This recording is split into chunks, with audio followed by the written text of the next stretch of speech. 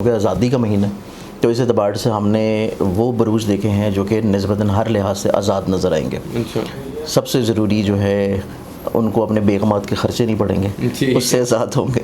ठीक है। ऑब्वियसली एक ज़रा मजाक चीज़ थी, लेकिन मोस्टली अगर हम सीरियसनेस में देखें ना तो ये लोग वो होंगे जो कि परेशानियों से, बीमारियों से, मसाइल से, ख़र्चों से, औलाद की नाफरमानी से, या घर में किसी भी नाइतफाक़ी से और हासदीन के शर से और इन तमाम तर नेगेटिविटी से, मतलब कोई भी तरह की नेगेटिविटी है, बीमारी है, परेशानी है, हादसा है, उससे ये लोग अल्लाह ताला इनको आज़ादी दिलाएगा कि इस तरह की परेशानी इनके ऊपर ना आए। ठीक है। तो इस एतबार से ये हर तरह की परेशानी से आज़ाद होंगे। इनकी फ़िक्रमंदियाँ जो है वो निस्बतन कम होना शुरू होंगी, इनकी ज़िंदगी में राहत आना शुरू होगी, इनकी ज़िंदगी में खूबसूरती आना शुरू होगी।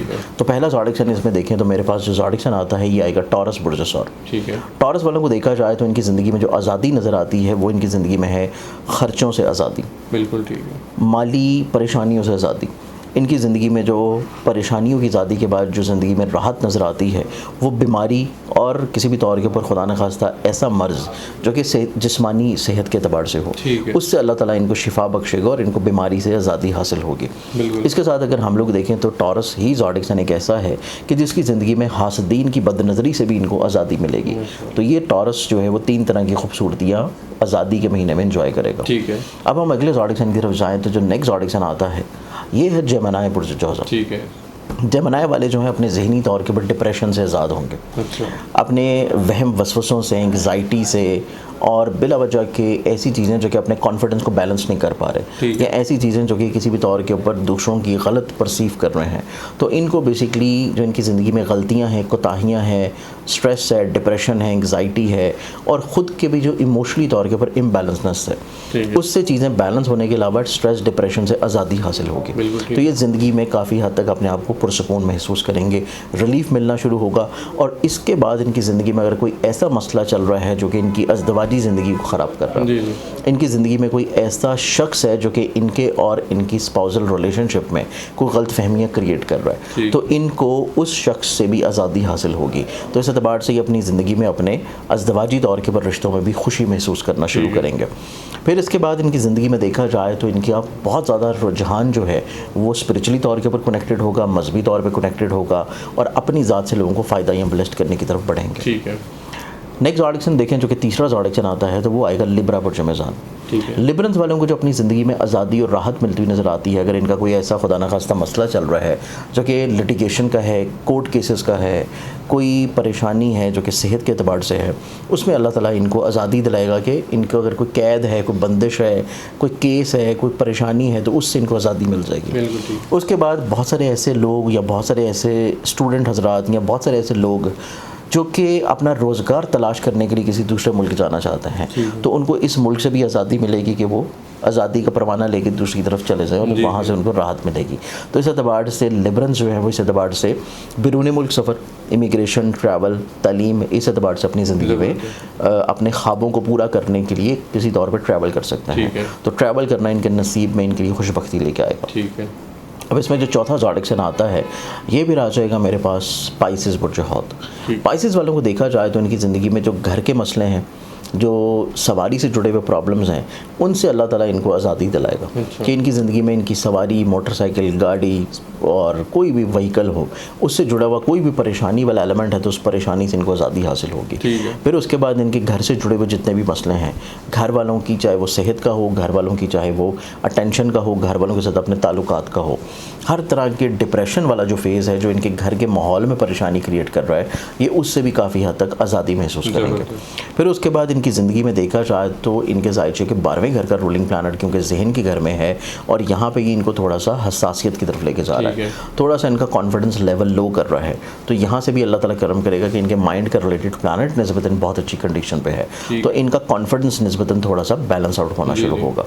ये चीज़ स्पाइसेस वालों के लिए निस्बतन बहुत अच्छी है।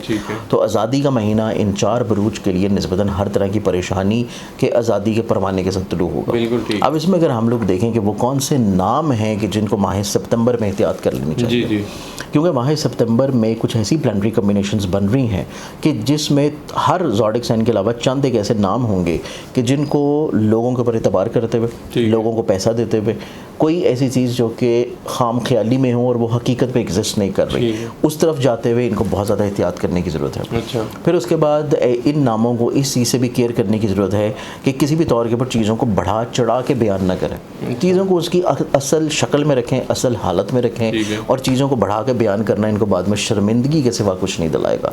तो कोशिश करें कि जितना आपको पता है आप उतना बयान करें, जितना नहीं पता आप खामोशी इख्तियार कर लें। तो इस एतबार से इन नामों को हर लिहाज से केयर की ज़रूरत होगी, वरना लोगों के साथ इनके रवाबत डिस्टर्ब हो सकते हैं, इनकी अदावत बढ़ सकती है।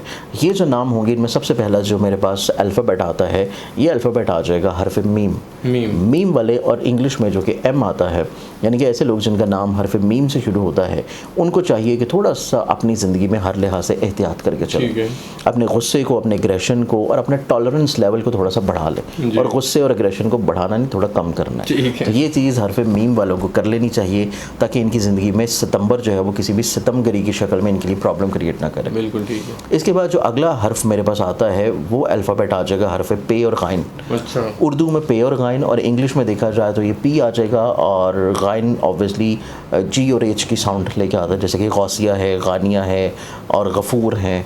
ठीक है। ये वो नाम है जो कि इन अल्फ़ाबेट से शुरू होते हैं।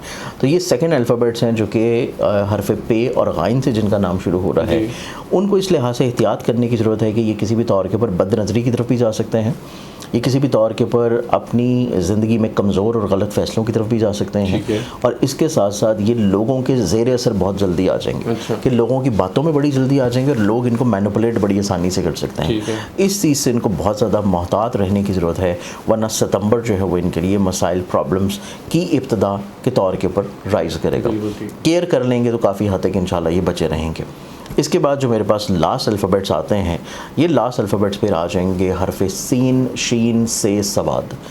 इंग्लिश में एस की साउंड, यानी कि एस से जो लोग शुरू होते हैं, और उर्दू में सीन से, शीन से या सवाद से। बिल्कुल ठीक। इन अल्फ़ाबेट से किसी भी शख्स का अगर नाम शुरू होता है तो उस शख्स को भी बहुत ज़्यादा एहतियात करने की ज़रूरत है अपनी डिसीजन मेकिंग के दौरान। कमज़ोर फ़ैसले कर सकते हैं, गलत फ़ैसले कर सकते हैं, क्लैरिफिकेशंस में कुछ ऐसे इकदामात कर सकते हैं जिसके बारे में इनको खुद क्लैरिटी नहीं होगी कि बेसिकली इनकी ज़िंदगी की डायरेक्शन किस तरफ जा रही है, और बग़ैर सोचे समझे कुछ ऐसी चीज़ें कर सकते हैं जिनके बारे में ये इनको बाद में एहसास होगा कि ये इनको नहीं करनी चाहिए थी। तो इस एतबार से इनको अपनी ज़िंदगी में चीज़ों को थोड़ा सा प्लान आउट कर लेना चाहिए। तो ये मेरे पास वो अल्फ़ाबेट्स हैं जो कि सितंबर की सितमगरी जो है उसको अवॉइड करने के लिए एहतियात भी करें और साथ में कुछ सदका भी दें।